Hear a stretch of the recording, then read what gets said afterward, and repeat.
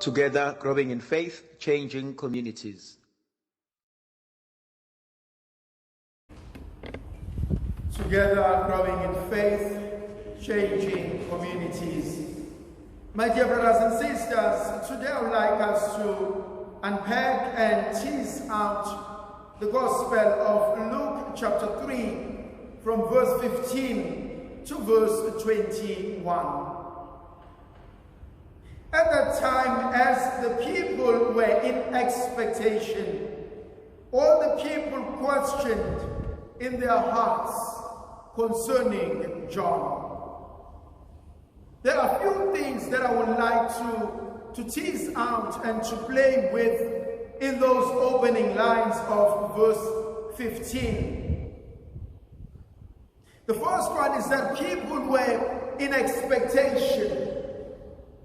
They were not sure, they were not certain, but they were waiting for something. But obviously, as they are waiting for something, they are probably afraid. They are questioning themselves. They're questioning God. They're questioning things around them. Could he be the right person? Have I made the right choice? Am I doing this the right way? What if I am wrong? And so this sense of expectation can be found in different forms and can manifest itself in different people. Are you the right person for me to get married to? Is this the right job to take? Is this time the perfect time to leave this job, to resign, and to start something else? And so in life, we are always left with a moment where decisions need to be made. We are sure of the past, but we are not sure of the future. And so a lot of ideas come into our minds. And then what do I do when that stage comes or happens in my life? What do I do when I do not know what to say, what to do? There are a few principles that the Lord teaches us and that I think are quite important to us. As the expectation grew, and as the questioning also grew in their hearts, the first thing that John does is to clarify the confusion. So that's the first principle. When I'm not sure, when I'm not certain, when I'm in doubt, always clarify the confusion. Separate the emotions from the reality. And do not be clouded by the emotions. Do not be clouded by the wishful thinking. But look at the facts as they are and deal with the facts as an objective reality. That's the first thing that John does. He says to them, I baptize you with water, but someone greater than I will baptize you with the Holy Spirit. Now, in trying to clarify the facts and getting rid of all the misconceptions and the prejudices that may lie in our minds, what is it that will help us to achieve this great principle? The third element is the truth. The truth will always set us free. If I lie, I have to remember my lies. But if I tell the truth, I don't need to remember it, because the truth will always be the truth. And so when the Lord is teaching us here are basic principles in which we can be at peace with ourselves And we can be at peace with the world.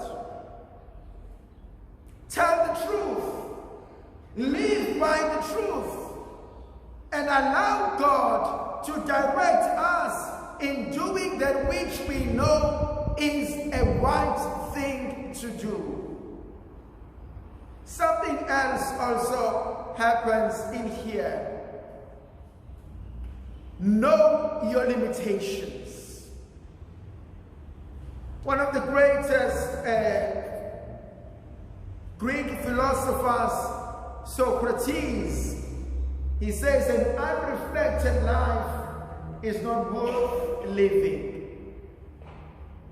A person who never reflects about his or her own life, that person may end up doing things unknowingly that are harmful to himself, herself, or those around them. And I often do this for myself. I sit down, I withdraw from everyone else, and I take time to be with myself and God. And I ask myself crucial questions. Why am I doing this? Why am I getting upset? Why am I so angry at this? Why am I unhappy or finding this difficult? And those questions, at least for me, they allow me to go to the root cause of the problem. And I often am not looking for the answers outside, but rather from inside, and to say, why do I react in this manner? And how does this affect me, my life, and my spirituality? There is a greater principle in knowing your own limitations. Because I therefore learn that certain things I can do, but a great number of other things I cannot do, and that's okay. It is okay to know I cannot be the master of everything. It is okay to know that I cannot be an expert in every field, but know your limitations. There's also another principle that I also find absolutely amazing. Luke tells us that John says when Jesus had been baptized, the heavens were opened. The Holy Spirit descended upon him, and a voice from heaven spoke to him. These are three great principles. Heavens are opened, the Holy Spirit comes down, and God the Father speaks. Does this also happen to us in our lives? Yes, I want to believe it happens. I want to argue, my dear brothers and sisters, and say that God has taken a great interest in your life. He wants to know what is going on. He's interested in whatever you are struggling with. He wants to be part of the solution. He also wants to be part of your celebration. And so God has taken great interest in our lives. Why is this important to me?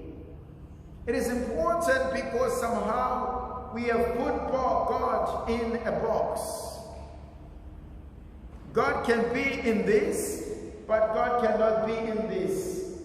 God can know this, God cannot know that. Recently, a friend of mine sent me a riddle. You know what a riddle is? R-I-D-D-L-E. It's a trick. Something that needs to be unraveled. He says a man is driving in his beautiful, great car on a beautiful rainy day. And as he passes the bus stop, he meets a beautiful woman who happens to be a woman of his dream. Then he also meets his friend who's been nothing but good to him. Then he also meets an elderly lady who is sick and dying. And he has to pick one of them and give them a lift because there's only one seat available. And he says, which one will you pick? A beautiful woman who happens to be a woman of your dreams? A friend who's been loyal to you all along? Or an elderly sick lady who is dying? Which one would you pick? And he says this question has been used in interviews. And there were about 500 people in an interview who were asked this question. Only one of them got it correctly, and that man was hired.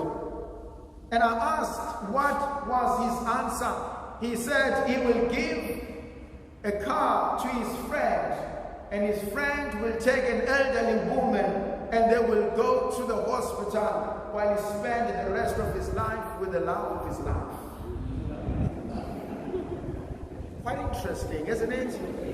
And the basic principle is to think outside of the box. I cannot help everybody, but I can help you to help him to help myself. May the Virgin Mother of God continue to be with us, to protect, to bless, and to guide us. The Father, the Son, and the Holy Spirit. Amen.